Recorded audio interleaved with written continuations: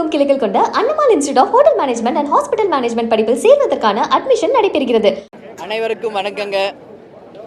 இன்றைக்கு பட்ஜெட் கூட்டத்தொடரின் முதல் நாள்.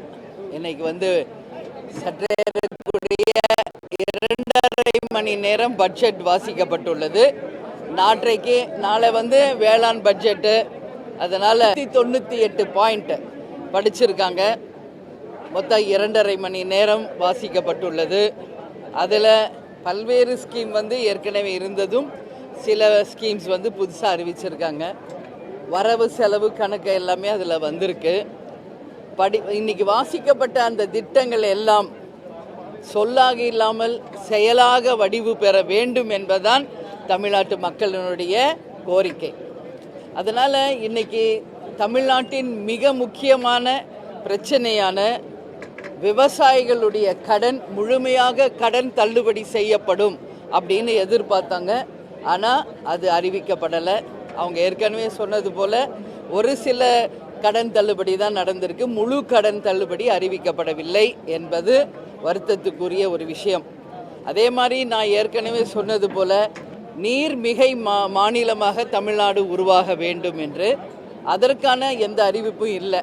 முதல்ல தமிழ்நாட்டின் நதிகள் நம்ம இணைக்கிறதுக்கும் நம்மளுடைய தமிழ்நாட்டில் வருகின்ற நீரை எப்படி பாதுகாத்து அதை நாம் கடலில் வீணாக போய் கலக்காமல் அதற்கு என்ன செய்ய முடியும் என்பதை பற்றி அறிவிப்புகள் இல்லை. அதே மாதிரி இண்டஸ்ட்ரீஸ் ஒவ்வொரு மாவட்டத்திலும் அந்தந்த மாவட்டத்திற்கென்று சில இண்டஸ்ட்ரீஸ் நம்ம கண்டிப்பாக அறிவிப்பாங்கன்னு நினச்சேன். ஏன்னா இன்னைக்கு வேலை வாய்ப்பு தான் மிக முக்கியமாக இருக்கு. இளைஞர்கள் இன்னைக்கு நம்ம போய் பார்த்தோம்னா எங்கேயுமே வேலை இல்லைன்னு மக்கள் பேசுறத தான் நம்ம கேட்க முடிகிறது. எனவே ஒரு மாவட்டத்திற்குமான தொழிற்சாலைகள் என்னென்ன மாதிரியான தொழிற்சாலைகள் வர வேண்டும் என்ற எந்த அறிவிப்பும் இல்லை. வேலை வாய்ப்புகளுக்கு எந்த அறிவிப்பும் மட்டும் கிடையாது. 10 லட்சம் கோடி ரூபாய்க்கு மேலே கடனில் இருக்கு இன்னைக்கு தமிழ்நாடு.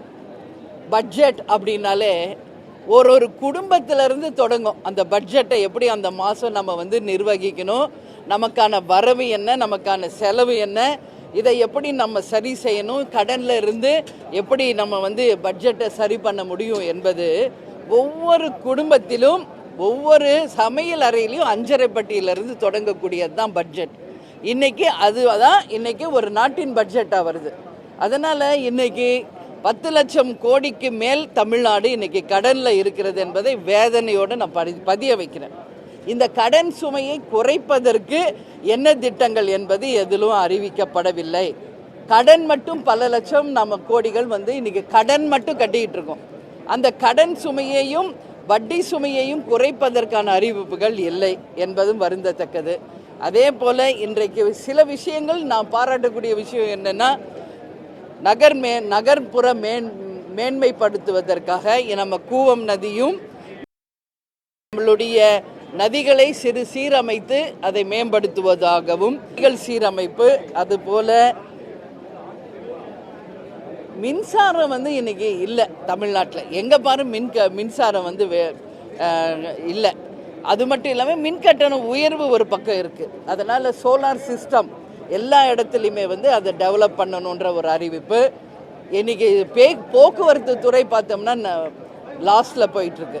அதுக்காக மின்சாரத்தினால எலக்ட்ரானிக் பஸ்ஸஸ் விடப்படும் என்ற அறிவிப்பு, இது போன்ற சில நம்ம வரவேற்கக்கூடியதும் இருந்தது. பட் இது எல்லாமே இன்றைக்கி சொல்லாக இருக்கிறது. இது செயல் வடிவம் பெறும் பொழுது அதை வரவேற்க தேமுதிக தயாராக இருக்குது. முதல்ல 10 லட்சம் கோடி கடன்லேருந்து தமிழ்நாட்டை மீட்டெடுக்கணும். வட்டி மட்டும் பல லட்சம் கோடி நம்ம கட்டிக்கிட்டு இருக்கோம். அது நம்ம சரி பண்ணணும்.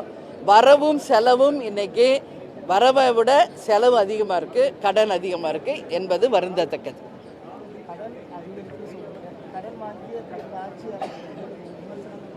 இல்லை, அதுதான் கடன். இது இப்போ கடன் ஏறிக்கிட்டே போகுது, வட்டி ஏறிக்கிட்டே போகுதுன்னா அப்போ எப்படி இது? அவங்க இதுக்கு முன்னாடி இருந்த ஆட்சிகள் 3 லட்சம் 4 லட்சம் கோடி, இன்னைக்கு 10 லட்சம் கோடி ஆயிடுச்சு. இப்போ சில ஸ்கீம்ஸ் அறிவிக்கப்பட்டதுனால மேலும் ஃபர்தராக ஒரு 1 லட்சம் கோடி அதிகமாக தான் செலவு வருது இப்போ. ஸோ செலவு பற்றி பேசுகிறோம், பட் வரவு என்ன? இந்த கடனை எப்படி குறைக்கிறது, வட்டி எப்படி குறைக்கிறது என்பதற்கு எந்தவித அறிவிப்பும் இல்லை என்பது வருத்தத்தோடு நம்ம சொல்லிக்க வேண்டிய விஷயம். பட்ஜெட்டை பற்றி நான் அதான் சொல்கிறேனே, இல்லை ஒரே வார்த்தையில் நம்ம சொல்லணும்னா கடன் இல்லா தமிழ்நாடு வரணும், வட்டி இல்லாத தமிழ்நாடு வரணும். அதற்கான அறிவிப்பு இல்லை என்பது வேதனைக்குரியது. ஏன்னா கடன் இல்லாத நாடு தான் சுமை இல்லாத நாடு. மக்களுக்கு அந்த சுமை இல்லாத ஒரு கடன் இல்லாத ஒரு தமிழ்நாடு உருவாக வேண்டும் என்பதுதான் தேமுதிகவினுடைய எண்ணம்.